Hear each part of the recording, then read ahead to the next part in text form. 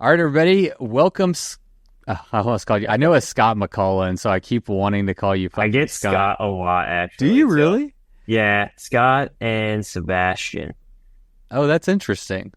Well, welcome Spencer McCullough to the podcast today, man. It's a pleasure to have you. We've been chatting about doing this episode. I've been following along your journey, and you're just getting off a huge trip. And so first off, man, thanks for coming on the podcast. I'm excited to chat with you. Yeah, thanks for having me. Absolutely. Let's get nerdy about some bike talk and bike touring and traveling in the United States. As a way to kind of introduce the topic of today and before we dive into your trip, why don't you give us like a bird's eye view of like what this trip was? Yeah, so a couple weeks ago, I just got back from an 18,000-mile tour to all the national parks in the lower 48. I started in Florida, went up to Seattle, down to LA, and then up to Maine, sort of riding with the seasons as best I could. And this trip was a way for me to see a lot of places in the country I hadn't seen yet, to get out of town when I was feeling a little stuck, and to find my love for bicycle advocacy again. To find your love for bicycle advocacy again. Where did it go? What happened? Many years of marginal progress and many setbacks just really burned me out. And I'd spent too much time focusing on sort of holding actions where you're just going out, protesting things that are happening, bike lanes getting removed, whatever it may be. Like the folks are doing about the congestion pricing about face in New York right now, and not enough time building community and finding the joy in bicycles and introducing new people to bicycles, the bicycle community, and the bicycle advocacy space. Yeah. So essentially, you were just getting frustrated with the slow progress that is, or even if there is progress, right? Like it's just it can be like kind of demoralizing to spend a lot of time advocating for something and maybe not seeing the results you were hoping for. Right. Yeah. Like during COVID, with a lot of streets getting closed down, and turned into like pedestrian and cyclist spaces, we saw a big step in the right direction. And then as things opened back up, city of Denver, where I live and do a lot of my advocacy work, then removed a lot of those streets. And so, you make this progress, you get people excited about it, and then you lose it. And then projects taking 10 years that should take a year, stuff like that. Yeah. So how did this trip kind of fill that void? Like, did it accomplish your goal of kind of reigniting your own passion for advocacy? Yeah, it did. When I set out on this trip, I got the idea from a New York Times article that I'd read, and they were talking about sort of philosophical problems that the National Park Service is facing as the climate changes. And in the article, they talked about Acadia in Maine and how the trees up there are not regenerating at a rate that will sustain the current population. And so eventually, as that area warms, the trees will lose out to shrubs and smaller vegetation. So they were talking about, does the National Park Service bring a southern tree up that will thrive in what this area is becoming? Do you let it go and let it change as it's going to change? Just sort of kick those ideas around. So, that coupled with the fires we've been seeing out west, the pine beetle issues, all kinds of stuff, it gave me the idea to go see these places before they possibly burn, flood, change in some kind of way where I don't know them when I finally get to them when I'm 70, the way I knew them growing up, And so I didn't really have an advocacy plan. It was more of just space for me to go and enjoy riding my bike again. But as I was out there and had time away, had time to myself, that fire really reignited. And I got some ideas for projects that I could work on long term, that I could keep the energy for, that I think would move the needle in making our streets safer. So that's what I'm getting into now after this ride. Yeah. Well, that article that you mentioned, the New York Times article, I read that as well. Well, I hadn't read it until I was preparing for this episode, and I saw in that article in New York Times was like pretty sad. Like it was kind of a sad, sombering article, and to maybe summarize it for people who haven't read it, and I'll link to it in the show notes. Essentially, our national park systems have gone from preserve and protect to pivoting. And I think the pivot, and you might be able to speak more to this than I can, but maybe the pivot is still not yet known. The whole idea behind how to manage these parks is changing. Like, what do we do with these trees that aren't able to grow in this climate, because now it's a lot hotter than it used to be? Do we introduce outside flora that is more adapted to that types of environments? And anyway, there's all these kind of conversations that are happening right now. This is a relatively new way to think about how to manage our national parks. And yeah, I don't know, anything to add on that? I feel like I'm somewhat butchering that article.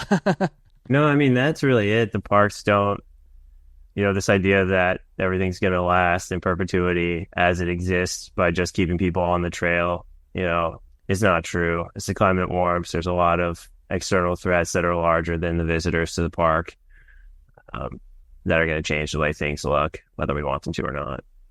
Yeah. And at the very end of that article, it said that, maybe that their approach from the beginning was a little off, because change is always going to happen. That's just the way the world works. And so maybe their approach now is best defined by how do we work with the change, and what does preservation look like in today's climate, and right. So a part of your trip was to really just get to see the parks as they are now, knowing that Joshua Tree, in the article, I think they said that, Joshua trees will be nearly gone in the next 80 years, right? So yeah. Getting to see Joshua Tree National Park when it has Joshua trees in it, that's pretty big. Yeah, my headspace when I left on this trip, it was more of a mourning sort of vibe of I'm going to see these places, remember how they smell and how they sound and how they look, so that when they're gone, I could, tell that story and bear witness to their memory. And that definitely speaks to the headspace I was in when I left. And by the time I was done, it was a lot more of these spaces can do a lot to promote alternative forms of transportation in the United States, and they could be the way that the National Park Service, was quote unquote America's greatest idea or whatever. They could be a place that activates us in getting out of our cars. They could be a place that promotes the idea of public transit and gives people transit experiences who live in areas that don't have transit, that give you better cycling experiences, that help you change the way you think about your relationship with your cars and our current transportation infrastructure. So that's sort of where I ended the trip, and I'm excited about that opportunity. Yeah, awesome. Well, we'll dig into that more. I think national parks are something that we need to preserve, protect, and advocate for. I mean, they literally are our national treasure. We don't have the history that some other countries have, where there's buildings that are hundreds and hundreds and hundreds of years old. I mean, America being a newer nation is our natural spaces are our crowning jewel, and it's something very special to America. And it's important that, we're involved and we're aware, especially as outdoors people that want to go and experience these things. We need to be in tune to what's going on and what we can do as outdoors people to advocate and to try to preserve our national treasure. So super cool stuff, man. Before we dig into all that, how long have you been home? When did you finish this trip? What was the last park you finished, and when did you finish? I got to Acadia. That was my last park on the 21st of May. 21st of May. So we are almost a month to the day. Yeah, so just about a month to the day, yeah. A month to the day. It was funny as I got closer, people were like, you're going to love Acadia. Acadia's great. How long are you going to be there? A week, 2 weeks? And I was like, I'm ready to go home. It is super beautiful, but I've been outside a lot last year and seen a lot of beautiful things. So I'm going to go hang out for a day, and then I'm going to head home. Yeah. Well, interesting. That was actually going to be my next question. So first off, how long were you on the on this trip? Like, how long did it take to do the whole Start to finish was 411 days. 411 days? So a year and some change, a lot of change, a year and several months.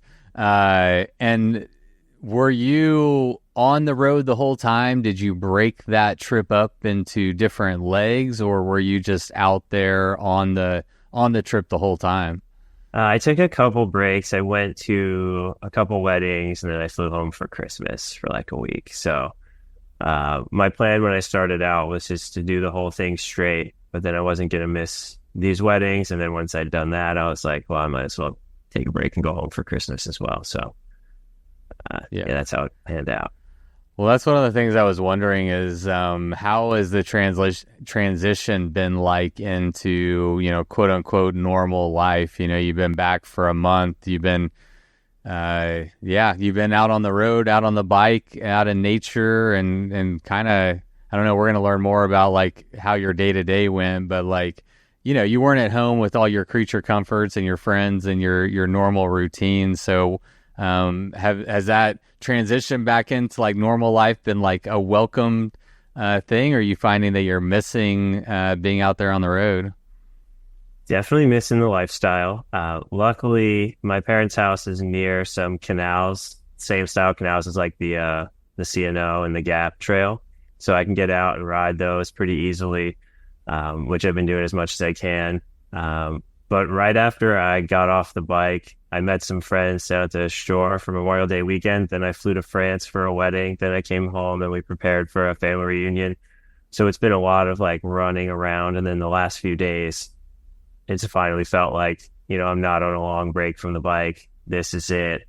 Starting to sit down and look at future jobs. Before I started this trip, I was living in a van. That's how I saved up some of the money to take time off. And so now I'm modifying the van so it can store a couple more bikes in it. Just little projects like that. So I think it came on pretty hard the last couple of days. I've sort of realized that, I'm not living that lifestyle anymore. Part of me is trying to figure out how I can get back to it. Maybe not for a full year, but a month or two at a time, something like that.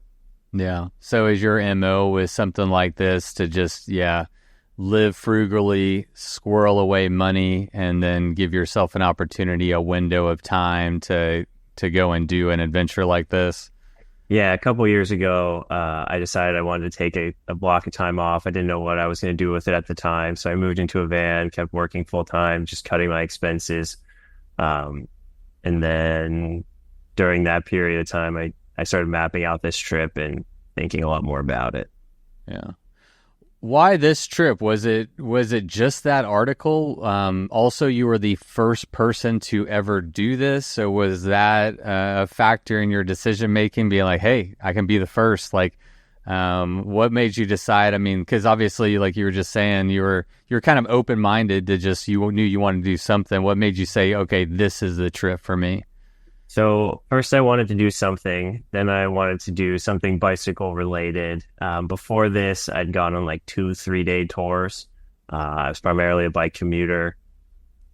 This distance, 18,000 miles, ends up being the same if you went the same as the distance from Alaska to Patagonia, or the same as Lails Around the World ride right now.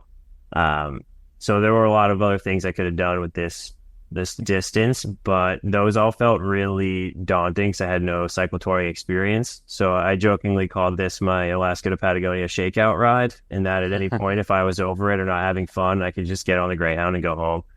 If it wasn't for me, my phone was going to work, the money was going to be the same, there was no language barrier. I had friends I was going to see along the way. So it seemed like, after I sort of weighed the pros and cons of everything, it seemed like pretty low commitment. And after 2 weeks, I knew I was going to go the whole way and that this was the best thing ever.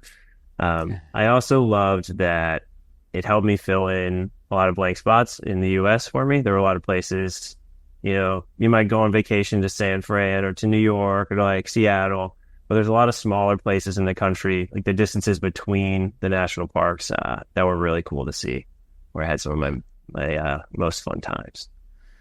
So, do I understand that correctly? This was your warm-up ride for a potential trip from Alaska down to Patagonia? Well, that was originally the trip I thought of doing, and that seemed like breaking off more than I could chew. So, maybe in a couple years, I'd still like to do that one. Yeah, We'll see. absolutely. That's a great thought process. I mean, the way you put it, like, America's easy. Like, if you live here, you have friends, family, the transit system, the language, all those things. So, the barrier, I mean, this is a huge trip, no doubt about it, right? So, I mean, there's lots of barriers, but in terms of taking on a large, multi-month, multi-year type trip, this is probably the lowest hanging fruit to kind of like cut your teeth. And like you said, if it doesn't work out, you hop on a Greyhound and you're home and it's fine, Yeah, and you wouldn't have finished. it's crazy to me that you could fit 18,000 miles in and only cross over your path like once, which I did in Knoxville. That's where I crossed over. Okay. But yeah, this country is so much bigger than it looks on the map. Yeah. That's what I realized. How did you I'm curious, like, from the time that you said, okay, this is the trip that I'm going to do, to when you actually left, like, how much planning and preparation went into it? And also in that question, like, if you could talk about, like, how difficult it was or what your process was to actually create the route, to make this all, to, like, link this all together. So in creating the route, I took all of the national park visitor centers that I was going to visit, and I put them into this trucking software called Route XL. And then it just gave me the most efficient order in which to drive to all of those places. Then I tweaked it a little bit based on just like riding with the seasons and how long things were really going to take. And then that gave me the order I was going to do everything in. And then every couple of days, I would sort of just put the next 3 or 4 days into Komoot, and it would give me a route. And if it looked weird, I might go on Ride with GPS and look at the heat map and make some tweaks that way, or talk to some folks at a bike shop. And then I ended up changing a couple things because, like, I wanted to go to the Grand Canyon from the North Rim, but that was closed by the time I got there, so I had to go all the way around. Stuff like that came up. So I didn't put too much into the route. So you basically had a general idea. You used this trucking software, had a general idea of how to link it together, but then, like, in real time on the route, you were hopping on Komoot, talking to bike shops, and kind of determining the actual route in real time. Is that? Yeah, for the most part, Komoot's software basically took me the whole way. And then occasionally I'd realize I was close to an adventure cycling route, and then I might get on that because I know it's going to be more well thought out and less stressful and have more resources. So I would ride that for a little while until I needed to get off to go somewhere else. Yeah. And from a routing and just like logistical standpoint, when you're trying to pick a route, like, what are you looking for? Were you only going on roads? Were you looking for the safest roads? Like, were you looking at, like, trying to create a route that someone else could mimic? Like, what were your goals or thoughts whenever you were actually picking a route?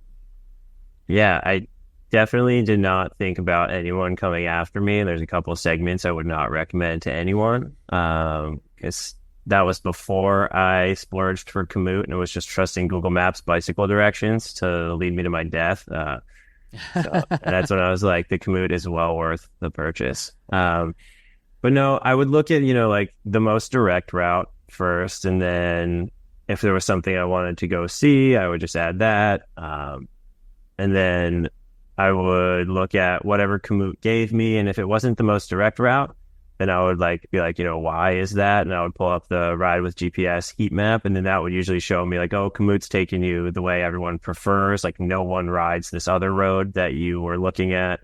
And so that's sort of how I did it. And then also using Google Maps, like satellite view and like street view. But there's a lot of, like, especially with the satellite photos and the maps, there's a lot of out-of-date information. This farm road that looks really nice, and what you don't see on satellite photos is, like, the 4 new housing developments that have been put in the last year and a half, and now that 2-lane road is now an absolute zoo and a horrible experience. So ran into a lot of little things like that I would map around in the future if I was recommending this to someone else. There were definitely several segments where I'm like, I'm glad I did that once. I don't ever need to go back there again. And I would not recommend it. Yeah. Well, that's one of my questions. Might as well touch on it right now since you brought it up. But yeah, who gets a 1-star or 0-star? Like, what roads do you remember that were especially dangerous, and scary on a bike? Yellowstone gets a 1-star. That was pretty horrible experience most of the park. And I talked to the folks at Adventure Cycling when I went through Missoula, and they said that's the number one complaint they get for the Trans Am is the Yellowstone section. So that was unfortunate. A lot of the roads in Montana were tough because they're 2-lane roads with like an 85-mile-an-hour speed limit or whatever, and people are just ripping them and not, there's nowhere for you to go. So that was a white knuckle experience. The Desert Southwest as a whole is kind of funny because on one side, the riding is nice. Like, you're on the interstate because there's no other roads that really connect these towns. And that's a 6-foot shoulder. It's usually pretty recently paved and nice. But on the other side, you're on the interstate, and that's really unpleasant. So the interstate's a funny riding experience because it's like loud and feels kind of scary, but is actually kind of low stress. I met a couple people that prefer interstate riding, which I thought was a strange preference. But there's something to be said for that, I think. And that's sort of that whole region, because a lot of areas in the Desert Southwest, the only thing connecting towns is the interstate. Yeah. Let's touch on that real quick. Yeah. I'm curious. My initial thoughts, obviously the biggest disadvantage is lots of traffic, lots of noise, cars hitting broken tires and they fly at you. Right. There's just a lot more going on. But on the inverse side, you have usually a really large shoulder. It's relatively flat, and there's more resupply points. And so what was the feedback you got from the people who were preferring that style of riding? Yeah, they all said that they didn't trust anyone to give them their space, and to basically they were saying, you're trusting someone to not be looking down and texting and sharing the road with you and actively driving. And they were like, I just don't have that trust. So I actually seek out the interstate because very rarely is someone driving in the interstate shoulder, There's a lot of pinch points, like if a truck's broken down in the shoulder, now you've got to time traffic and actually get into a 75-mile-an-hour travel lane and pass the truck. You've got the exits that you sort of have to time, and some people don't, signal when they're getting off the interstate, so you've got to sort of read all that. You got the wires from the semi-truck tires and stuff. And so while it's loud, if it's not super windy, I actually found it to be all right. If it was very windy, that can become stressful, because especially if you have a crosswind, a really hard gust can blow you into traffic. And when the semis drive by, they create like a vacuum that sort of sucks you towards the road as well. So you're definitely fighting a lot out there if it's windy. But no one's going to just run over you from behind, most likely. So that's kind of nice. Yeah. Most likely is the right answer. Every once in a while you're driving down the highway and you see somebody pass somebody on a shoulder, and every time I cringe because I know as a cyclist there could be a cyclist on the other side of that vehicle you don't see. But you don't see that very often, and we are talking about probability here. There's always going to be risk associated with riding around traffic. That is just and it's one of the things that we can improve on in America is improving our infrastructure. So I know that's something you're obviously really passionate about. I want to go back to you before you left on this trip. You mentioned that you'd only gone on a couple short bike tours, but leading up to this 18,000 mile trip, how much experience did you have, and how much confidence did you have that you could do this?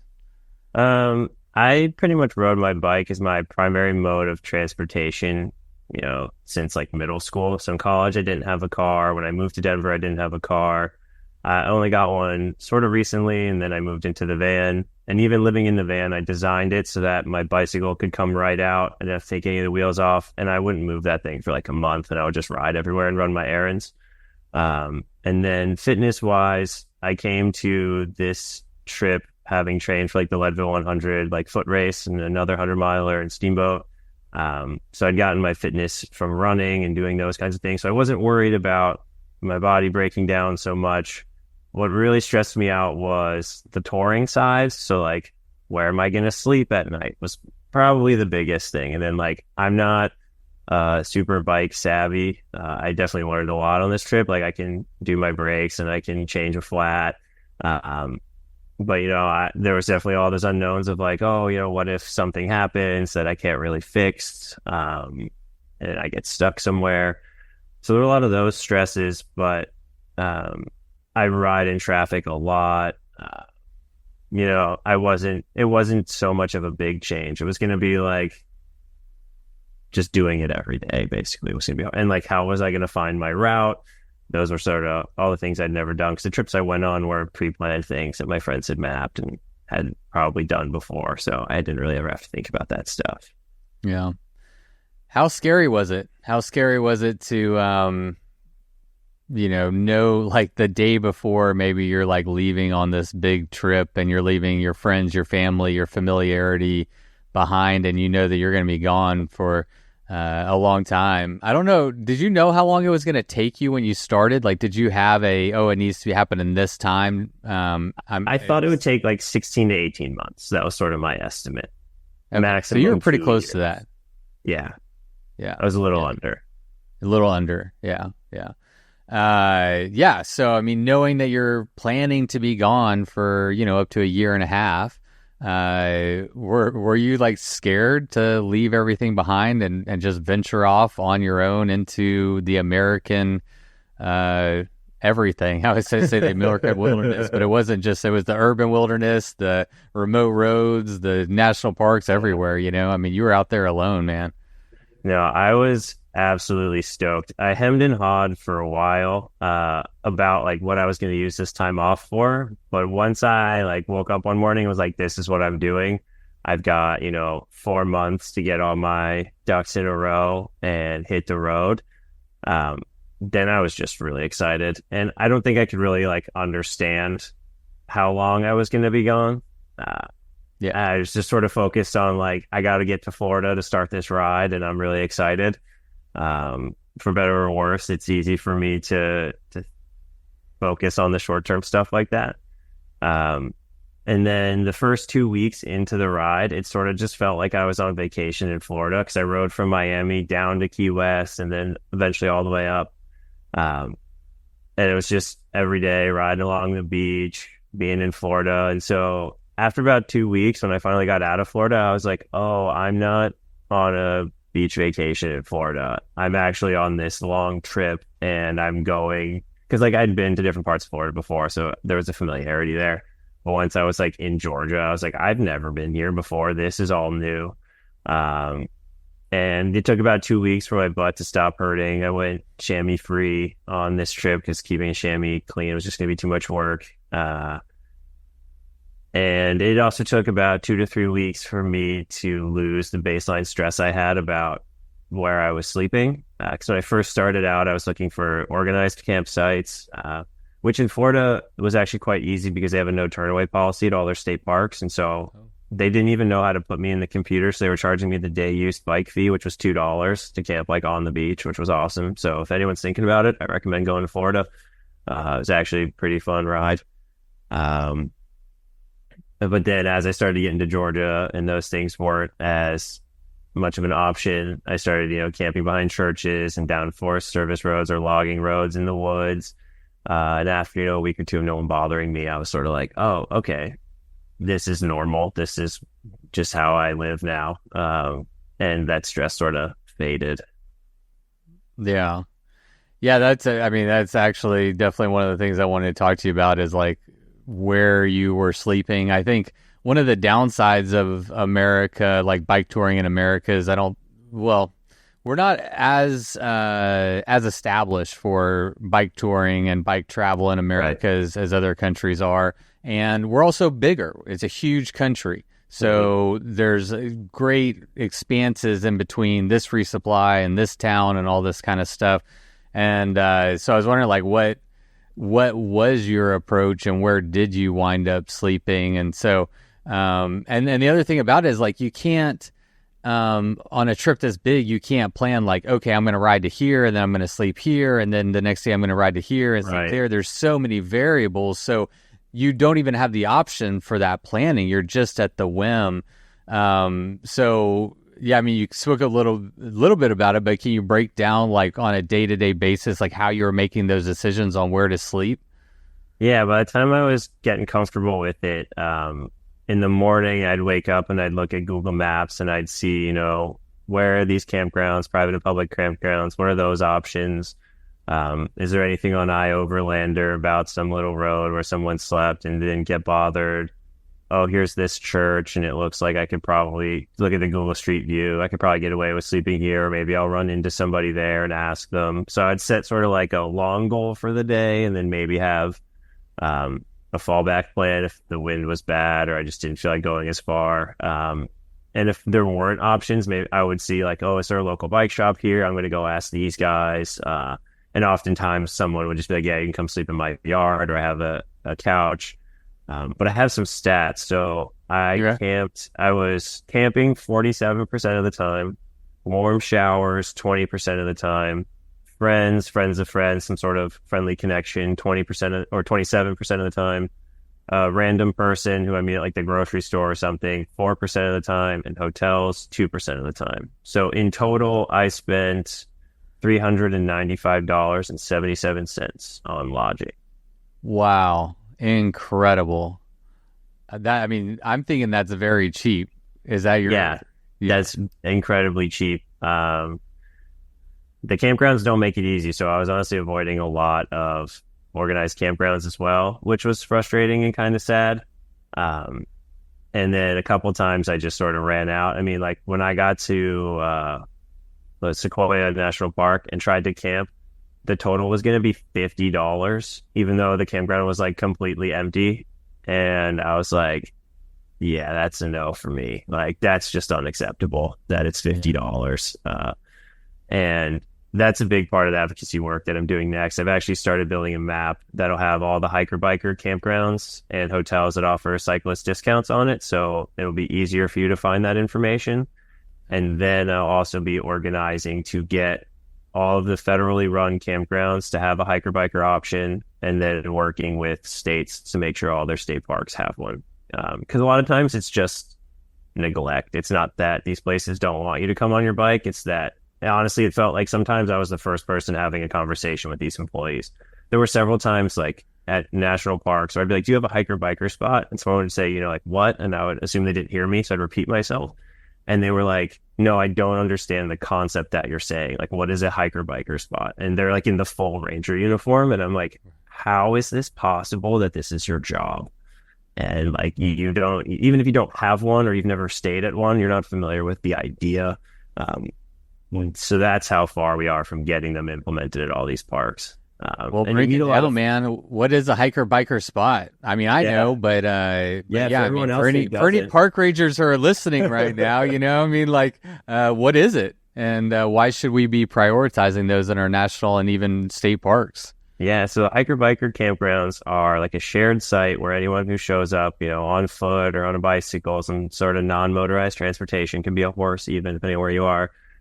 You can stay at this campground, no reservation needed, and it's usually like a couple of dollars. Now, we're seeing a lot of places start to creep up the price of the hiker-biker spots, trying to fill budgetary gaps. And I saw places as high as $15 for a hiker-biker, where an RV spot is $30. Realistically, a hiker-biker spot should be $3 to $5. And so that's what they are. I think only like 7 of the 51 national parks I went to had them.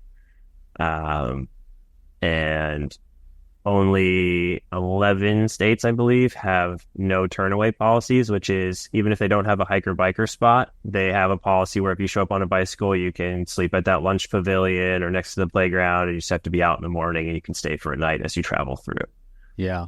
Dude, that's so critical, so critical. Yeah. And it takes education from us to, people in authority in this way to help them understand, like, dude, I just rode 100 or 200 miles here. I don't have another option. So if I could just pinch my tent, Right. somewhere, like that no turn away policy is like huge, right? Like, And then just National Park knowing. Service, Go yeah, ahead. the rangers have a lot of discretion, and the camp hosts have a lot of discretion. So if you meet a camp host who is sympathetic to your cause, either likes to bike or is just a friendly person, they'll be like, "Oh, you can stay over here." But the flip side of that is if they don't like bikes, they can say, "No, you have to leave." Or if there's some other underlying issue, as a white guy, a lot of people help me out, but if that's not my identity, camp hosts might, act on their tendencies Prejudices. prejudice. That's the word, we're prejudices, and not let you stay there.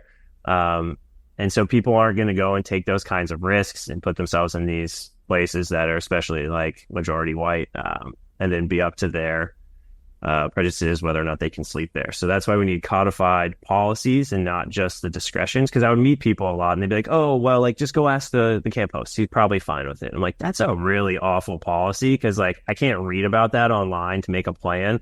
And what if I catch him on a bad day and he's just like, "Get out of here," or he's sleeping, or he's like off on a hike, and now it's like, what do I just sit here on this bench until he shows up? So that's where a lot of this decision making has been relegated to. And you find, stories from people on Reddit like, "Oh, this guy was super helpful," or, "It's not an official policy, but these people are generally great." And it's like, wow, this is how we're doing this. Is crazy. Yeah, no, I love that. I mean, I don't love that that's the policy, but I love your initiative to codify and solidify these as rules and help educate the parks on the value of them. And then also speaking to like the article that we referenced at the very beginning of, the environmental aspect or impact and aspect of what climate change is doing to our national parks, and how hikers and bikers are absolutely a part of the solution for that. Right. And then you add on, everybody knows that car traffic in national parks is a huge issue. I mean, it's, motorists hate motorists, right? Like, right. Nobody is enjoying it's a major problem in our national parks. And so these are all great solutions that benefit, us as cyclists and outdoors people, but also the parks themselves and their own initiatives, right? So it feels like I hate to use the word synergistic, but a synergistic type solution. With all the permit systems right now and like the timed entries, a lot of that's to control parking, right? Yeah. And so 100%.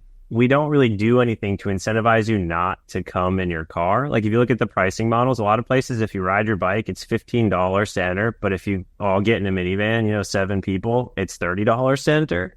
So like you're incentivized to carpool, which is great, but you're also incentivized to drive over ride your bike.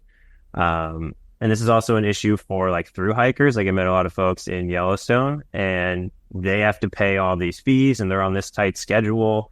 I had a friend do the People's Trail, John Muir Trail, and they got done a couple days early and there was nowhere for them to legally stay in the valley. And it's like, hey, if you walk in here, there should be a place for you to use your 14 days peacefully and, without having to jump through all these hoops. And I also want to see the idea of the hiker-biker spot expanded to hiker-biker shuttle, because some parks are doing a good job with their shuttles. Like you could take a bus from Fresno up to Yosemite Valley. You can take yachts around inside the park. So like if you take the bus up, it should be a couple dollars a night for you to stay up to your 2 weeks. And you get rewarded for leaving the car at home because you don't need to make these reservations 8 months in advance, and it's cheaper. I think this idea that you drive to the park, that you pull all your stuff out of your car, you throw it on the ground, you have this big car camping experience, is going to be on the way out. When it works, it's beautiful and it's fun, but we're running into sort of the constraints of that system. Most of the park is geared towards that, right? Like they've got parking spaces for RVs, they've got dump stations in the park, they've got all these campsites for cars. But then the hiker-biker spots, most people who use them can attest to some like absolute afterthought in the corner. The whole slot like space is like slanted. Um, and I'm just asking for like 2 to 3% of the space to be for people who aren't driving. And that's going to be a radically different experience for so many people. And if those spaces are always full, then we talk about taking more RV spots away. But I would have nights where I'm sitting there next to an RV that's running like a generator, watching satellite TV. And I'm like, they paid as much to be here as I did. And that's insane to me.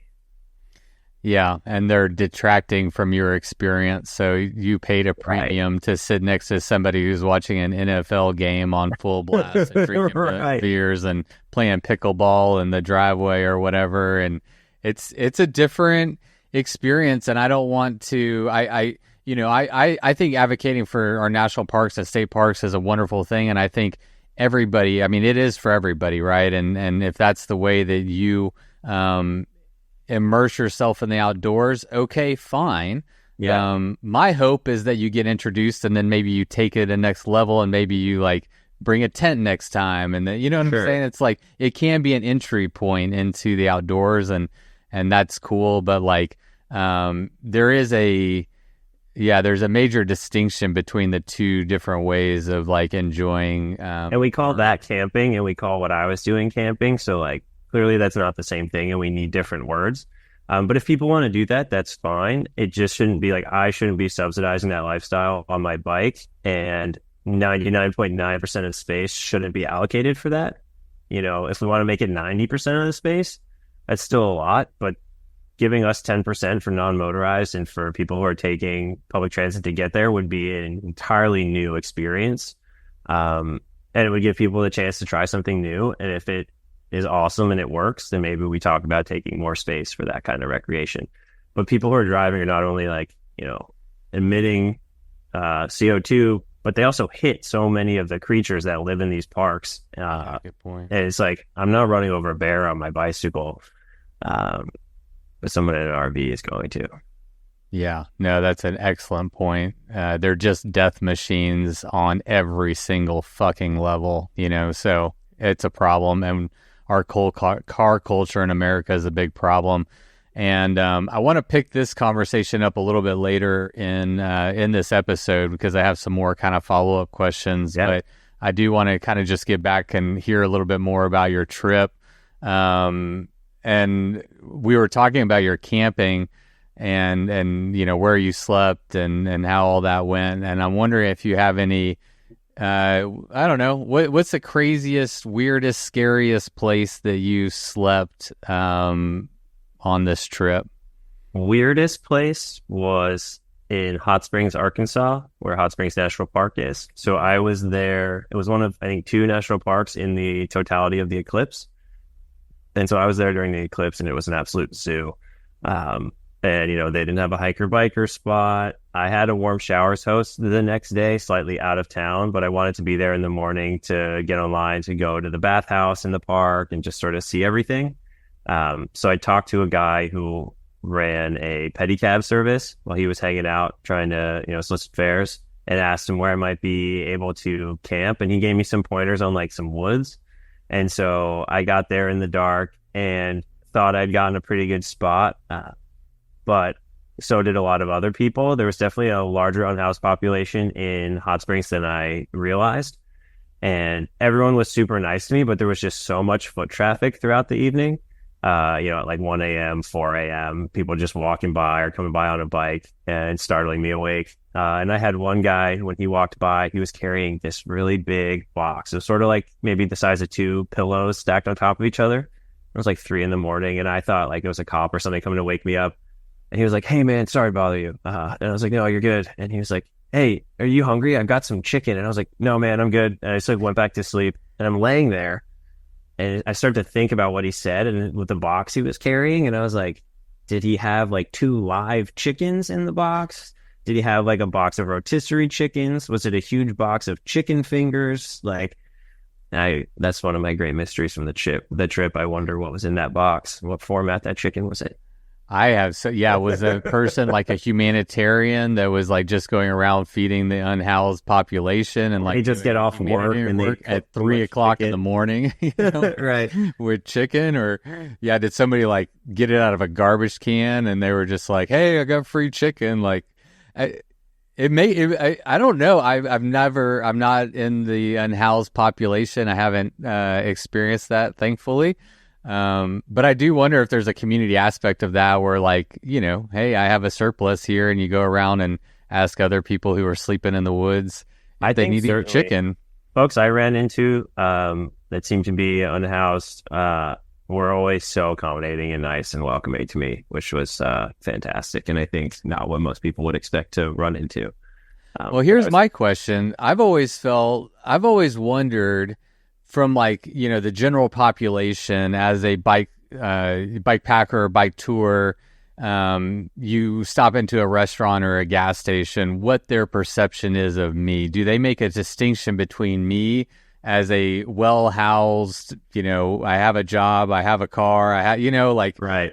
living in society in that way versus an unhoused person that doesn't have a home and is just living in the woods behind, a convenience store or something like that. Like, I wonder how much they're making a distinction between us, or if we're all just lumped in. I definitely got lumped in a lot. There were people Yeah. that treated me pretty poorly, which I was like, this is quite sad way to go through life. And then there were other people when I would ask them for directions on where I might be able to camp, they would like direct me to like the homeless shelter. And I'm like, no, I'm not here to use your town's resources. Like, I'm asking like, can I go to the baseball field? Is anyone using it today? So there were definitely people who understood and people who had no idea. Yeah. Baseball field, meaning you were looking to sleep in the dugouts, I assume? Yeah, exactly. Right in the dugouts. Yeah. Pro tip for anyone who hasn't heard that one before. That's Just a classic. watch out for flooding in the dugouts. You can tell if yeah. it rains and some of them get water right through the bottom based on like, dirt pooling down there. So just take a look before you commit if it's going to rain. Oh, that's smart. See, man, we're learning from a veteran. Another question I had was how you held up physically. I mean, I think you said it took you 2 weeks to kind of ride yourself into the ride, and something that you hear a lot on long bike tours or bikepacking trips is like you ride yourself into fitness. Mm-hmm. I've never been on my longest trip I've ever gone on is 6 days, and I don't think that's long enough to ride yourself into fitness. No. Yeah, what was your experience with that? Well, my biggest recommendation from my experience is pay for the bike fit. So shout out to Paul at Bike Works for my bike fit, because I didn't have any ligament issues, knee pain, hip problems, because we spent the time getting that dialed. So it's gonna be a couple $100. It's worth it. If you're gonna be out there for a long time, do it. Especially if you're gonna go with the clipless shoes. But yeah, there. Mm-hmm. How I have yet to get a bike fit. My girlfriend just got one done by Matt Stevens in Dallas and had amazing results. And I've been wanting one for a while, but I don't have any like major pains. Like I've ridden bikes for so long. I'm like, I kind of know what feels right, but I'm very eager to. I'm gonna go back. I'm convinced I'm gonna go get a bike fit. How much of a difference did you notice pre and post bike fit? Like, how much of a difference does that make? So I bought this bike on Craigslist and then only probably put 100 miles on it before I was getting it fit, because I knew that's what I was going to do. So before that, I'd always ridden like Craigslist townie bikes that I expected to get stolen. So they were probably a little small. And I could do longer distances with them, but I wasn't clipped in. And if I had been, I think I would have like destroyed my legs. But I've had friends who don't get the fits and are always complaining about ankle pain and knee pain, and I never had anything. We spent 2 hours and I'd be like, I feel tension here, and we make like a 2 millimeter adjustment and that tension would go away. It seems like black magic to me, and I want to get certified in bike fitting now because it feels like a power that you could wield and a gift you can give people. But I didn't have a lot of time on this bike before I got fit for it. Right. So hard to say exactly. What did hurt? I mean, did you experience, like, I'm thinking about your butt. Let's talk about your butt. Yeah. How long did it take to ride your butt into shape? Yeah, that was about 2 weeks. And I was riding an Ergon saddle. They're like lower end, like $60 one. I didn't go with the Cult of Brooks because I didn't want to have to maintain the seat and not get it wet. But the Ergon saddle was awesome. Yeah, there was like a tenderness getting on every morning that would fade after a few miles. But by the second week, I don't know if it was nerve damage or what, but I don't have that problem anymore. Oh, no. Yeah. Any other physical ailments or any like from the physical side that was like difficult to overcome? Well, I was super skeptical on gloves. So I'm a big, like, I'm not going to buy the gear until it's proven itself. Like, I've run into the problem that the gear solves. And so by commuting, I'm never in the saddle for that long. So I've never had like hand fatigue. But oh man, after like the fourth day of riding without gloves, I started to get the cyclist palsy, which is where you like stress the nerve in the palm of your hand and you lose the ability to like grip things with strength. So like I couldn't even generate enough force to clip my fingernails. Like I had to put the fingernail clipper on a table and use like my shoulder. Wow. And so then I was scared that I'd like cause permanent damage or this was never going to go away. My trip was over. So I read online that that's what gloves help prevent. I got gloves and like a week and a half later, I was back to normal. And so now I ride with gloves all the time. What about aero bars? Did you have them or did you wind up installing them at any point on the trip to help with that problem? Yeah, I put aero bars in shortly after that as well because I was like, let me just get off my hands. And I had them through the middle of the country, which was great because it's pretty flat. And I liked the aero bars a lot. I took them off for the winter because I was never going to be riding an aero with like all that ice on the ground. And then I just never put them back on because I didn't have the problem in my hands anymore because the gloves had solved it. But I liked the aero bars and I would go with them for anything I was going to do if it was just like a month in the future because it's nice to have that option. Oh, God. I love my aero bars. I want to get into the whole aero bar bag like rabbit hole. I didn't do that, but now, I'm excited to see what's available. The more like elongated ones that like fit right underneath the aero bar. Right. Yeah. I haven't tried those out either. I think those seem like they're relatively new. I've seen see those like cropping up more and more. And It does seem like a great, just another great place to put stuff. Probably specifically like food or anything else you need to like reach quickly and easily, like while you're riding. Right. Yeah. Yeah. I had another question queued up. What was it? Oh yeah, road finds. You're out there for 18,000 miles. What did you find? I know you had to find something cool or interesting, funny. Any good road finds on your time out there on the road? Yeah, so there were things that were utilitarian. I'd like lose a bungee cord, wait 3 days, find another bungee cord on the side of the road, which was nice. I found a couple like unopened beers that I just left there for someone else to stumble upon. But I did come up with $353 over the course of this trip, which is about as much as I spent on lodging. So I almost zeroed That's exactly what I was going to say. Yeah. It came in waves. You find a single. My biggest day actually was going to the Sun Road through Glacier, and I found $220 all in one go. I was like climbing at like 4 miles an hour, looking at the ground. And I saw a 20 and I'm like in the blind mountain pass, like turn. And so I was like, I'm going to get up to a pull off, leave my bike, walk back down and pick that up. And then I found more money and followed this trail for like a couple minutes down the road. I found like a 50, 100, a couple more singles. It was very exciting. Afternoon, I went out and had a nice dinner. Literally finding treasure on the side of the road. Right. It's like a treasure hunt. That was fun. I found a pair of AirPods that worked. Sick. Yeah. You're not wearing them right now, though. No, I'm not. They're upstairs somewhere. I was surprised they worked. They were like open and sitting in the snow. So I guess it's a testament to the durability of those things. And then in Tennessee, I found a loaded gun in the road. Shit. Which was crazy. I'd had a Warm Showers host in Tempe, Arizona, who was big on like picking up stuff from the side of the road. He had like a collection of plushies and stuff that he had found on his tours. And he was asking me, what I'd found. And I'd said the AirPods was probably my coolest thing. And he told me that once on a tour in upstate New York, he'd found a gun. And I was like, that's the craziest thing I've ever heard. I've never heard of this before. and I'm riding through Tennessee, going down this hill, and in the shoulder of the road, I go past something kind of quick, and I was like, that kind of looked like a gun. And then I was like, well, Dan told me his story, so now I got to go back and check. And so I rode back up the hill. It wasn't too far behind me. And I was like, sure as hell, that's a gun. And I picked it up. The magazine was empty, but there was a bullet in the chamber. So I cleared that, took it apart. I put the magazine in one bag, the gun in another, and the bullet in another, because I was so paranoid that they somehow rattle together and go off, even though it's like incredibly unlikely, nearly impossible. Or just like state laws. I mean, like, because you are in some states, I think you're supposed to disassemble and like carry your gun in your trunk and the bullets in the glove. But, you know, there's all these rules. So better to be safe than sorry. And I'm not a gun guy, and I'm riding my bike to the nearest police station, which was like 10 miles away. And I'm like, wow, I woke up today and now I have a gun. This is crazy. You never know what your day is going to hold. And I get to that police station, drop off the gun. Well, I have them come out and get it. And they are just so unamused, as if this like happens all the time, which was like not very comforting. I was like, oh gosh.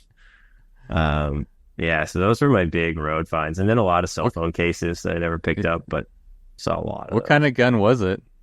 I'd have to go back and look at the picture, but it was some sort of small pistol. I remember looking it up. It was like $400 or $500 gun. So I don't know if that tells anyone anything about it. I think it was a Glock something. Yeah. It's just interesting. If I was on the trip, like whether it was the money or the gun or the AirPods, I would just be so curious, like, you know, did someone just throw money out a window? Was this gun involved in a murder and then they just threw it out the window when they're going down the road? Like, how does that happen, you know? That's what that's what everyone said, like, oh, don't grab that, you're picking up a murder weapon. And I was like, well, there's a house and then the gun, and then on the other side is this vast swamp. So if they were throwing it, they would have thrown it into the swamp. The cops were like, oh, it's probably a motorcyclist who had it on his hip and knocked it loose or something. And I was like, oh, that's disarming. Because it was like in the road. It like, you would have dropped it. You wouldn't have thrown it there, or unless you really botched your toss. Yeah. Yeah. Yeah, you throw it out and it hits the window frame and like goes straight down or something. And it was like, it was just graded on one side as if it hit the ground and just slid for a while. Yeah, that is interesting. My first thought was like, okay, now what do you do with the gun? So yeah, I think taking it to the police station was definitely the right call. It was also really funny because I had never thought about that experience before. And had I not had my warm showers host, Dan, who we like talked through this whole thing with, I would have been like way more like, whoa, this is crazy. Is it a murder weapon? But he sort of was like, who would throw a gun if it was in the middle of the road? We'd already talked about all of this. And so I was like, oh, I've been here before. Like, I've gone through all of this. Like, I know I'm just going to take it to the police. Yeah. Which was kind of funny. Yeah. You had already had your find the gun on the side of the road training. And so you knew exactly what to do. Yeah. So for all the other listen to this, knows what to do when you find a gun on the side of the road. Totally unrelated, but I was just in a wedding, my sister's wedding. I was a groomsman, and they gave me a knife as a groomsman gift. Yeah. And it didn't occur to me until like I was driving up to the airport that you can't take a knife on the airport. So I have a video of myself. I like took the knife in my hand and took a video and just like threw it into a trash can at TSA. But anyway, I wonder how many people do that with guns. They're just like, oh shit, there's like just a bunch of guns and knives and TSA trash cans all over United States. I had ridden with a bunch of people, from Europe and stuff that I'd met who were on tour. And when I found it, I was like, man, I just wish I was riding with some Europeans so I could just be like, yeah, this happens all the time. I'm totally unfazed by this, and give them this great cliche American experience. Even though it never happens. Totally blow it off. Like, oh yeah, just another gun. Find these all the time. Exactly. Scare the fuck out of them. Right. What about any mechanicals, man? That's a long time. You were on a Surly Straggler, is that right? Mm-hmm. Yeah. So how'd everything hold up mechanically during your trip?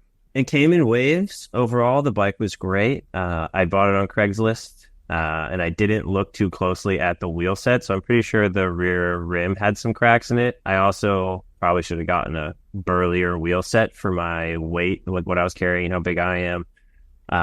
And so the first 4 months were plagued by a series of broken spokes. I had six in all. Oh Uh, God. and then eventually I was able to get a new wheel. It still wasn't what I needed, but it wasn't cracked. So that was good. And then when I saw that start to come a little out of true and I found a crack, it was when I took the break for Christmas. And so I was able to call Velocity and talk to a rep and just get the fattest wheel they had mailed out to the shop in Moab where I'd left my bike. And so never had any problems after that. So that was on me. Should have just started with that.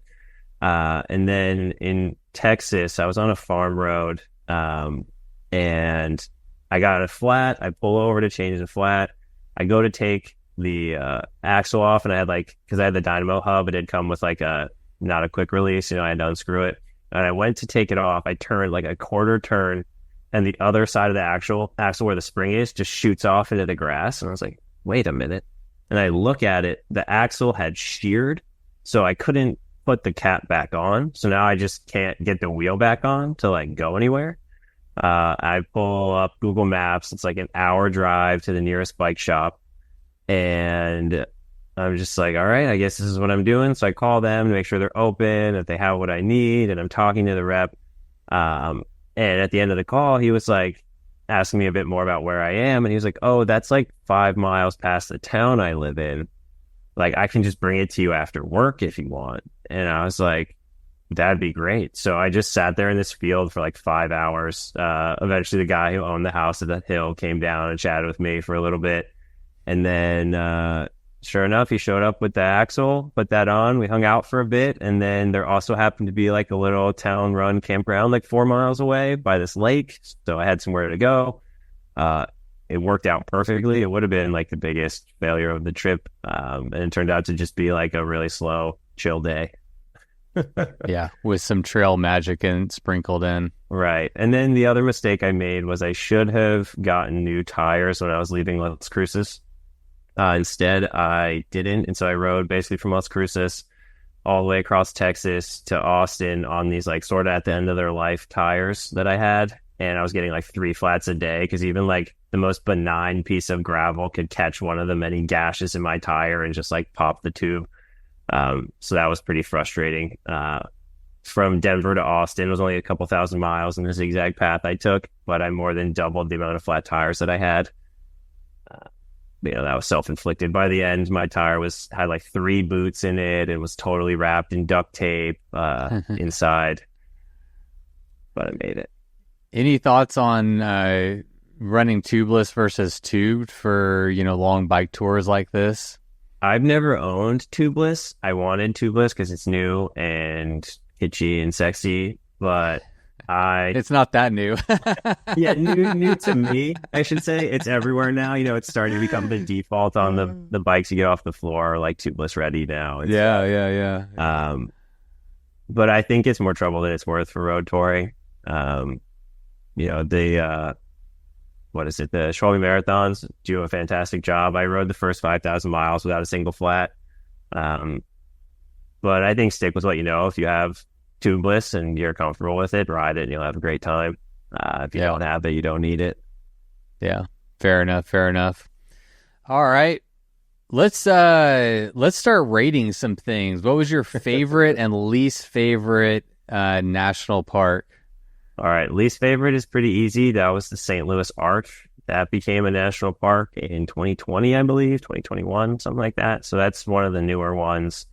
And it's quite silly. It should not be a national park. Yeah, I don't know this one. Is it just the Arch? Yeah, it's just the camping? Arch. There's no camping. It's in downtown St. Louis. It's just a standard city park with the Arch in it. It should be a national monument. That's what I was thinking. National Park Service said it should be. That's what it was. But there were a lot of people who donated to revamping the museum and the Arch who had a vested interest in it getting on, the list of places to visit, because when you're on that national parks list, you're going to get millions more visitors than you would otherwise, and it's good for business. So I'm skeptical of most places now that are pushing for a national park in their area, because if you actually enjoy the nature, this is probably a kiss of death that's going to really change the area beyond what you're looking for. I think there's certain circumstances where it's probably great, but I think a lot of times now at the point we're at, it's like a local money grab opportunity. It's just a tourism boost. Yeah, so it's a way to potentially get more, I'm unfamiliar, but I'm just guessing more government funding if you're a national park. And then, like you said, more tourism boost to the economy for people to come check it out. Is that the incentive? Yeah, I think the park's budget is so low that you probably won't even get much more money. You probably get some more resources, but you're going to get on the lists. You know, all the people that when they retire, they want to go everywhere and fill out the passport and do everything. You're on all these checklists now, right? So in order for people to complete it, even if they don't want to go there, if they're close to completing it, they're going to go there. So, you know, that brings a lot of money to your area. Yeah, yeah. All right.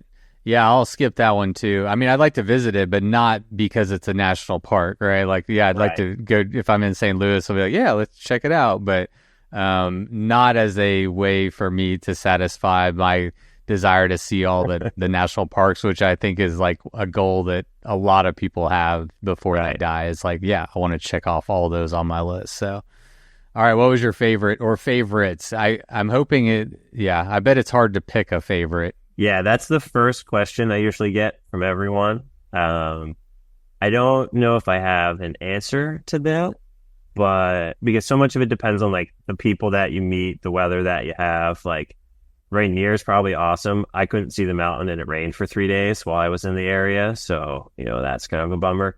And I met some fantastic people at Camp 4 in Yosemite that I hung out with for a few days and had so much fun. So, you know, it's hard to have a bad time in Yosemite, but those people made it like so much more special for me.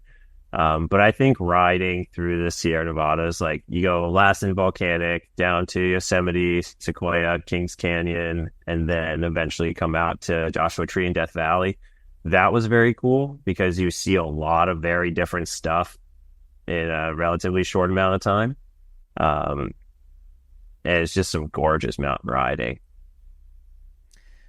Here's another way to look at it. If you had to pack up and leave tomorrow for one of the national parks that you visited, what's the one you want to go back to? Either because it had bad weather and you want another shot at it, or just because it was so amazing that you just want to experience it again? Well, so when I went to Voyageurs, which is up on like the U.S.-Canada border, that park's like 99% water. I think they have like one trail. It's like a half-mile trail basically around the parking lot, but everyone goes there to go on a boat trip, like canoes especially. I would like to go back there and go canoeing in the park and in the Boundary Waters park as well. I was up in that area for a few days and had never been up there before, and had a Warm Showers host who took me out on his boat, and that is an incredibly beautiful and special place that I'd like to spend more time in. That wouldn't be a bicycle trip. But if I had to go back somewhere, you know, if I had to go somewhere and work for a season, like I could find myself in the Tetons, that's pretty special, or somewhere in California, one of those parks, maybe the Joshua Tree. All right, good. I got an answer out of you. I saw somewhere on the internet, someone asked you what your favorite was, and you said I don't have a favorite, but I was like, I'm gonna get it. I'm gonna get an answer out of them. I gotta give the people what they want. Yeah, this is high quality journalism happening right here, folks. So you've ridden all over America, man. You've toured all over America, 18,000 miles, 41 national parks, right? I got 51. 51. There we go. Yeah. What is your overall takeaway about the road culture in America, the infrastructure that we have in America? I don't know. What are we doing right? How terrible is it? What is your overall takeaway? One of the biggest takeaways I've gotten is that it doesn't, like, there's nowhere, you can't say like the North is doing great and the South is doing poorly or whatever. It really is, there are pockets. Some of the most rural areas where people are driving the biggest trucks, I had like the nicest interactions with people.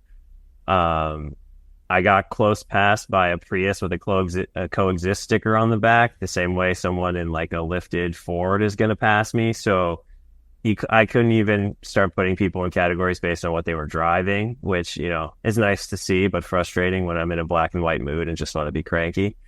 I think what I learned the most for me moving forward is that from an advocacy perspective, a lot of times people will say like, what do we need to do? Um, and there is no like, oh, if you follow these 3 steps, you do this, you do that, you do the other thing, things are going to get better. It is such a hyper local problem down to, the town, not even like the county or the state. And so I was having a lot of conversations with folks about the specific issues they're running into. Like protected bike lanes are great and super helpful, but do you need bigger, longer paths? Do you need, like in Colorado, there's no information about like how to drive with cyclists when you take the driver's license test. Same with Pennsylvania, unless they've updated that recently. So like you get people who are moving around to all these different states who might come from places that don't have good cycling cultures, and they don't know how to drive and share the road. But yeah, I don't know, it's always great when there's a separate path that actually takes you where you want to go and is nice and well maintained. That's like top of the line. But there's like a lot of smaller things that can get done before major capital investments. Like a lot of times when I would tell people that I was trying to make cycling better in the national parks, they're like, oh, well, if you're going to like start widening roads to add all these bike lanes, like, you're cutting down all these trees, da, da, da. And I was like, well, we don't need to start there. There are a lot of other options. Like, first off, a lot of the language that gets used with how we talk about cycling on the road is geared towards policing cyclists and not telling people how to share the road. Even those classic, like, share the road signs with the bicycle on them, drivers assume that means cyclists share the road, not Right. drivers look for cyclists and share the road with them. So it's a pretty garbage sign that lets either culture sort of read what they want from it, what's advantageous for them. There's a lot of small changes we can make, like the language that we use, the hiker-biker campsites. Maybe instead of widening the roads, we just start one-waying the roads so that people have a passing lane and a cruising lane so that cyclists aren't slowing down traffic in the one lane and making people take big risks and get cranky. There's just, I don't know, so many things. If I have to give a shout out to anyone on what they're doing well, it'd be the city of Minneapolis. They're absolutely crushing it. I didn't even go through there on this tour. But other than that, no one's like nailing it. And no state is like so far ahead and so far behind. It really just depends on the towns, I feel like. Yeah.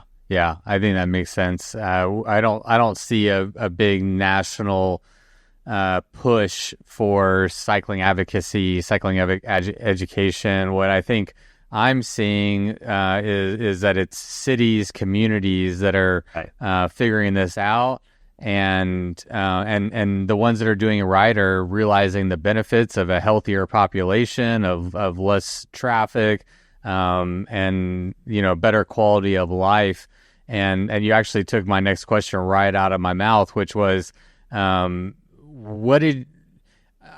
it's a complicated question because, I mean, we could talk about cities, we could talk about highways, we could talk about back roads, we could talk about national parks. I mean, there's all these layered conversations, but let's take cities, for example. What did you see in either Minneapolis or other cities? Like, what are some things that cities that are doing it right? What are those things that they're doing right? Building real protected like infrastructure for cyclists, so totally separated bike paths.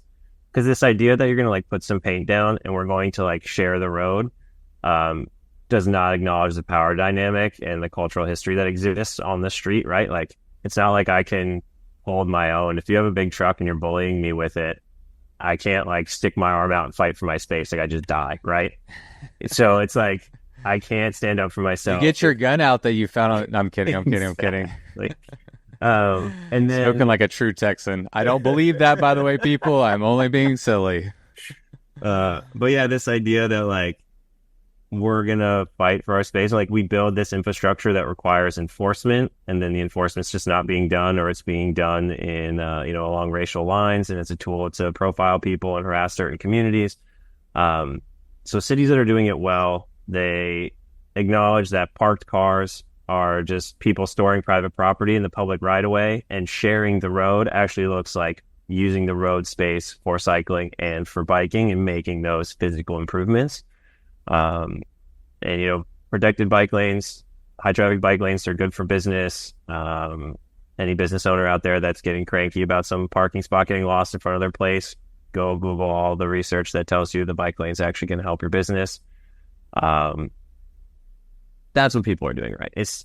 We already know all the answers, and they're very simple. It's like building a continued network of protected lanes, but usually it's a protected lane that doesn't really go anywhere, so that it's not highly utilized. And then people are like, why do we spend all this money? It's a lack of political will more than it is about good ideas or ingenuity or anything like that. Because at the end of the day, it's so simple. If you wouldn't put a small child in it, it's not a bike lane. So like, if your city's like, we built 50 miles of bike lanes and all they did was put down a paint in the window, like in the door lane, they did nothing. And so they're going to tout that, and they're going to try to tell you that they're helping. I don't even ride in those because you're too close to the cars, and then it makes the drivers mad that money got spent on that, and you're still in front of them, and it just creates conflict. So real concrete, those are the people who are doing it right. Yeah. What about national parks? What national parks did you visit that you felt like got it the most right whenever it comes to cycling infrastructure, accommodating, hikers and bikers in the parks? Glacier, by far. They know that people want to come there. They want to ride going to the Sun Road. That road doesn't allow for high-speed driving for the most part, so you can ride a bike on it pretty comfortably. They have several hiker-biker spots on both sides, so you can have a long day, you can have a short day, and then they have a shuttle with bike racks that runs the whole road. So if you want to leave your car on one side, bike all the way through the park, and then get a ride back to your car, totally fine, totally reasonable, easy to do. So that's great. And then, Zion closed the road through the park to private vehicles several years ago. Now they have the shuttle, and there's a ton of booming e-bike businesses. So just sort of the nature of that park and their commitment to the shuttle has made it a great place to ride. Funny enough, one of the conversations I had there, so like getting to the park is still kind of tough because you got to ride from St. George up the hill. It's like 40 miles, I think, on this 2-lane road. And at the height of the season, it's a very, very busy road. So they're actually building a bike path from St. George to the park that will be totally separate from the road, which is awesome. But they also just raised their camping fees to $45 a night. So I think they're the most expensive park now in the system. And they're spending all this money on the bike path. And when I was talking to them, I was like, oh, so in this redesign of the entrance to the park and the campground, like, are you going to build a hiker-biker spot? And they were like, a what? And I was like, guys, unless someone wants to put down a 90-mile round-trip day or they're paying for a hotel, like, you're going to miss out on a lot of utilization and activation. So it's the bicycle infrastructure not being thought all the way through. Like the same way that no one would drive these roads if there weren't gas stations everywhere to like fill up your car. Like you need the support along the way. So that was an eye-opening conversation. But I'd say those are the two parks that are really doing the best work right now. And I'm curious, how often are you having conversations with park rangers about your initiatives, your experience? Like, was that part of what you were doing? It was trying to engage with them and have these conversations, both to probably learn what they're doing and then also educate them on what you're doing. Was that a component of your trip? More so it was like a fact-finding mission than like trying to convince them of anything. So I would go in there, I would fill out the comment card that goes to the superintendent with my complaints about how they're not accommodating cyclists. I would go in there and ask about hiker-biker campgrounds because I found a few places where their policy is like known to the rangers but not written anywhere on the website. I would get, the little magazine or newspaper that they have and the map, and I would go through and read how they talk about cycling. Death Valley did the best job on their newspaper where they had all these rides, how long it would take, elevation profiles, like all this information for cyclists, which was cool. But they also don't have hiker-biker campgrounds. And the response I got from the superintendent was like, we're doing so much. Look at our newsletter thing. And I'm like, that's great, but like we need the full experience to be, accounted for. So I usually wasn't talking to rangers too much. I was just asking them a lot of questions and taking notes. Because, those aren't the guys who make policy decisions and they don't care. Yeah. Yeah. Absolutely. They're Well, overworked and underpaid, so they're just trying to get through the day. 100%, 100%. Yeah, I have friends in the park rangers and stuff, and it's a tough business to be in. I mean, they're not getting paid a lot, and there's a lot on their shoulders, and they are in charge Yeah. of protecting our public lands and trying to do good work. You don't get into that business because you don't love our public lands, but I think we're putting a lot of weight on their shoulders, and what we really need is policy change, and we need funding for our national and state parks. And so that leads me to my next question. I mean, where do you go from here? Like, what do you do with all this information you gathered, this experience that you gathered, the platform that you're getting from accomplishing this? And then after that, let's talk about like what we can do as community advocates as well. Yeah. So the next big step. So it's funny, when I first started out on this project, I didn't think I'd be doing anything advocacy wise, specifically around the parks. I've always come to cycling from like how do I make it safer to ride to the grocery store, ride to school with your kids or whatever. But really, changing the road culture, we're going to have to attack that from so many different angles. And I realized that when people come to the national park system, and they're on vacation, they're in a malleable state, you can teach them new things. They might rent an e-bike that they wouldn't otherwise do and have a great day.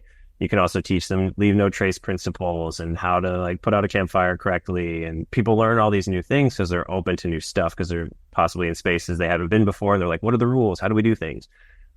So in there, we could also put information about how to share the road correctly. And we could start putting in language that talks about cycling as a legitimate form of transportation. We could start incentivizing that. So maybe people are like, oh, I'm on vacation.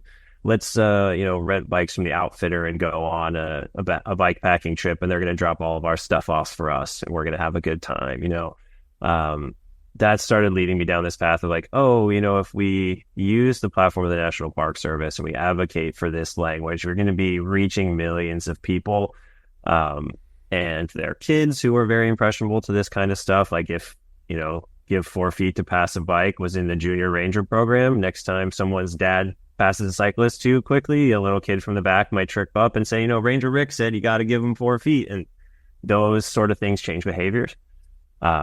So that's where I started getting this idea of like, we need to get a federal program or like a federal policy that's basically like every federally run campsite. So that's like Army Corps of Engineers, National Park Service, BLM, what have you, has a hiker biker spot. And the hiker biker spot is going to be like $2 to $3. And I come to that number because if it's $30 to camp in your RV, and then you have the senior discounts, now it's $15. And then, grandma and grandpa bring their 3 grandkids on a trip. That's 5 people at $15. That's $3 a head. Why am I paying 10 to 15 on my bicycle? So to sort of keep the pricing sort of correct and the incentives correct, it needs to be $2 or $3 a person. And plus, I like what you're envisioning is kind of like a hostile, not a hostile, a hostile type campsite where like travelers from all over would take up like a small space. Same way if you would stay in a hostel in Germany or France or something like that. You're just sharing a house with 30 different people and you're paying pennies on the dollar. That's kind of the concept, right? Right. So the shared sites like usually hold about 8 people. So what I'd like to see is all federally run campgrounds have a hiker biker spot. They have this policy like clearly advertised on their website, or it's just a known federal policy, like every camp host knows this. So you're not running into this issue. Like I know a lot of folks run into problems at state parks with no turnaway policies, because not every employee gets trained on that. And so they'll be like, oh, well, it's full. And you're like, okay, but you have a no turnaway policy. And they're like, I don't know what that is. You need to leave. And that creates a lot of problems for people. I've read a lot of stories on Reddit, and I've heard from people I met on the road, which is a bummer. But yeah, that's the big push. And then once the federally run sites have sort of accepted that truth, right? Like bicycles are just better. They do less damage to the environment. People who are cycling are going to use less resources, so they can be cheaper. Then you can start making other decisions that way of like, do we encourage people to start taking the bus and offering them the same incentives? And then do we take a few reserved car spots and make them for people who take shuttles? Do we look at like one-waying the traffic on our loop so that there's more space for people to bike? Um, and then also people are coming to the parks and vacationing, even if they're not necessarily bike camping themselves. If they're seeing big signs about how to drive with cyclists, and they're seeing in the literature language geared towards them about how to actually share the road properly, they might go home and have learned something new. And for me, this is a project I can work on for a long time, and I know I'm going to have the energy for, and that it will move the needle a little bit. I don't know how much. You never know what straw breaks the camel's back until you've laid it up there. So this will also be really fun to work on. A big thing I'm doing is building a map that has all of the hiker-biker campsites on it. So a lot of this information is buried deep in state park websites and stuff, and it's not easily searchable in Google Maps. It's not maintained. Like, I'm going through the Oregon and California sites right now, and you can filter on their websites, but even those filters don't show you all of the information that's actually there. You find from other people on Reddit that these other parks that aren't listed also have them. And that'll be like an ongoing project that lives, in perpetuity, that people can contribute to and that people can update as they're on tour, so that we all have this information. And it's kind of like an overlander, the iOverlander. Exactly. It's like that and warm showers together, specifically for the cycling community. So I'm excited about that. And then that'll be a good tool once it's full and has users. You can go to small towns, that are in blank spots on the map, and approach their chamber of commerce and be like, hey, we can put you on this website, 10,000 people a day look at it or whatever when they're planning vacations. This is a small investment you can make in your community to bring a lot of people in who are going to spend money in your downtown. And that'll be a fun tool to use to have those conversations, and to also go to state parks and to go to the federal government with as well. So I'm excited about that. I should have the West Coast stuff all up this weekend, which will be cool. So where do we find that resource? So right now it just lives on my blog. It's map.onelongtrip.bike. It's a little clunky, but I'm just focusing on getting the information on the map. And if it's worthwhile information for you, you can pinch and scroll your way through on your phone right now. It'll work. But right now I just have the C&O Gap and the Empire State Trail in New York. And so most of the West Coast will be added this weekend for people doing the Pacific Coast Bikeway. Yeah. So that's a project that you can work on and obviously get community support for people to add to, fill in the map, what other places do I not know? What about, for advocating directly with our national park system, some of these ideas that you promulgated, are there already organizations, nonprofits that you can kind of hitch your wagon to try to push this up to the top of their pile? Or what's the game plan to actually, get that in front of the decision makers? So in some cases, yes. So there's for instance, the nonprofit group, the Public Lands Alliance. They do a lot of work with federal land managers. And I'm in talks with them about doing something at their big event in February, tabling or talking, just getting this information in front of the decision makers that are going to be there. There's also, most of the time when you go to a national park, the gift shop is run by some local nonprofit. Talking to those folks about what work they've already done trying to encourage cycling, if any, what roadblocks they run into, whether it's personalities farther up the chain or some sort of laws, just sort of learning the landscape. And then also talking to other transportation advocacy groups in states that have parks, hey, has anyone worked on this? Is this something you're pushing for? Do you have relationships with these people yet that you might be able to introduce me to? If you just don't have the bandwidth, take this on.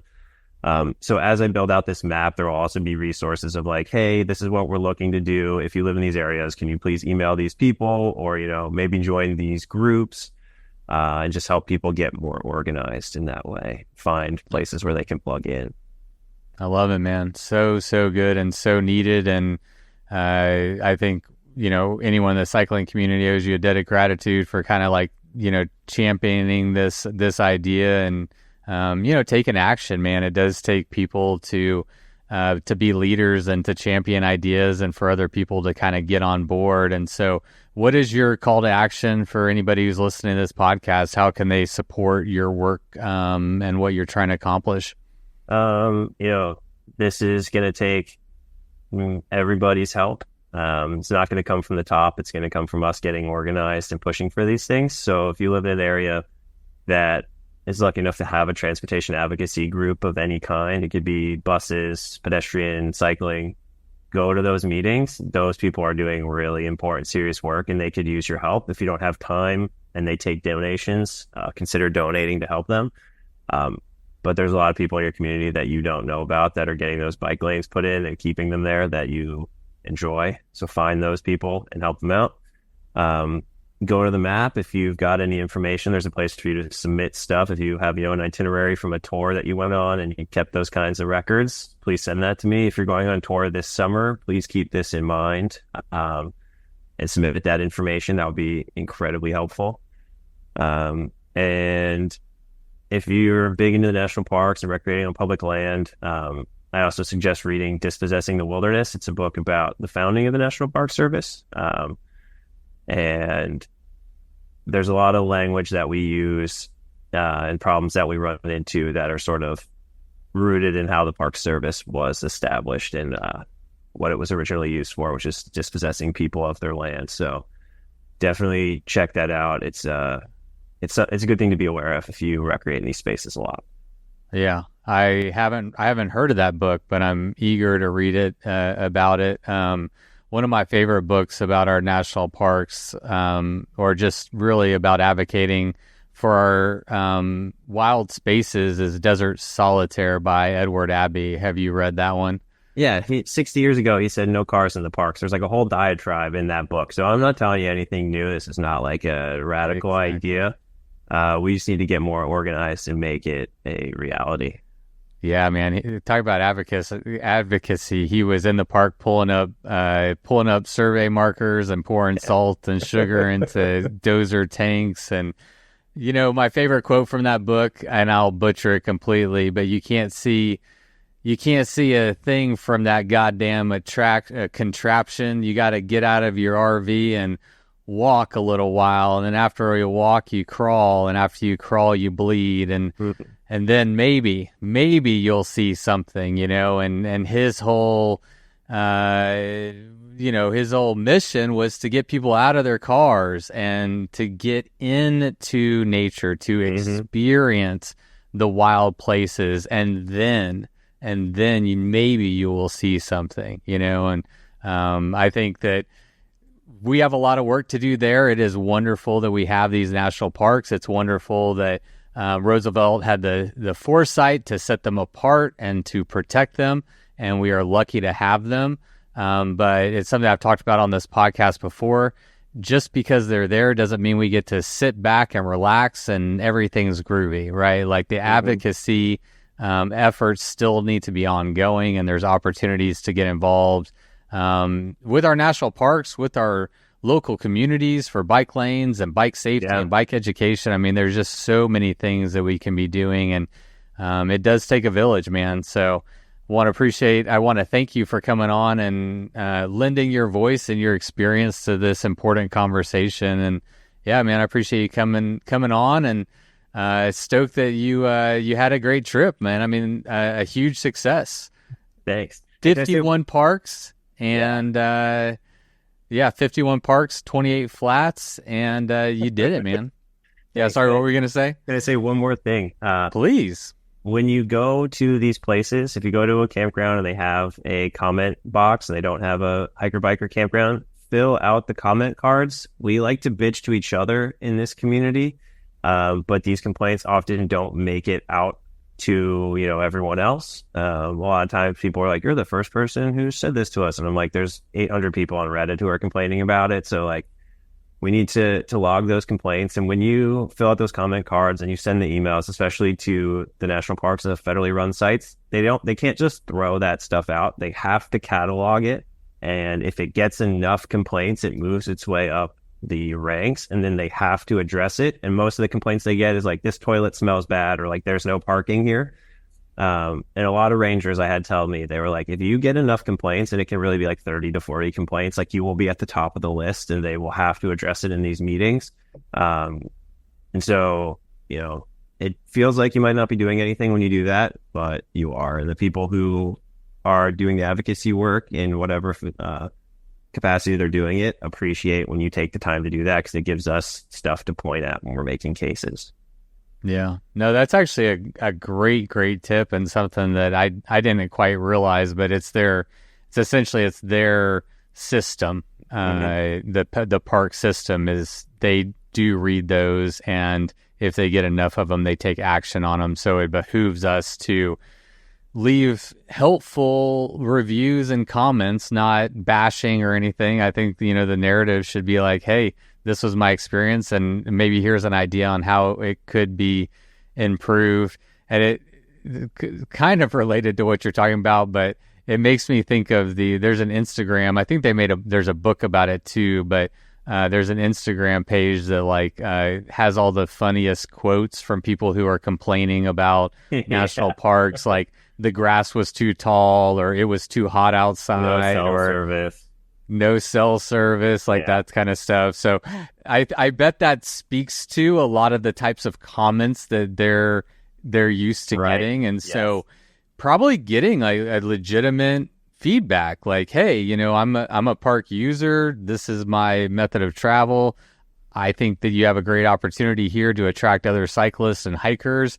And here's some of the limiting factors. Here's some ways they could be improved. I mean, whatever it is, but some real honest feedback from outdoors people, I think, would go a long way. And you might not think it. You might think you throw it in a box and they throw it in a trash can somewhere. And so the fact that they actually read those and take action on them. And always say that you want an email response if that's an option, because then it just gives you the satisfaction of knowing that they addressed it. Even though I get those emails like a month or two later sometimes, but it's still, they had to write a letter and address it. So someone had to read it. I love it. Yeah. What else, man?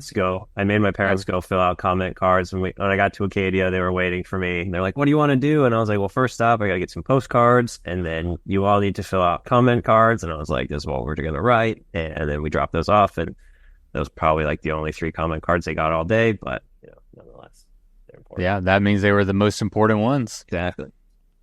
What else, man? Did we miss anything else that you wanted to touch on before we wrap this thing up? I don't think so. That's really it. Yeah. All right. Well, last question, just for fun. We'll close it out with a fun one. What was the thing that you were craving the most when you got home? A shower, a bed, a beer, a meal? What was the thing that you were looking forward to the most once you got off your trip? Easy. There's an Italian restaurant down the street from my parents' house that I grew up going to. I went straight there and got chicken parm from Jerry at the Non-Solo Pasta in Yardley, Pennsylvania. All right. Shout out, man. And anyone who's there, got to go check it out. Yeah, it's great.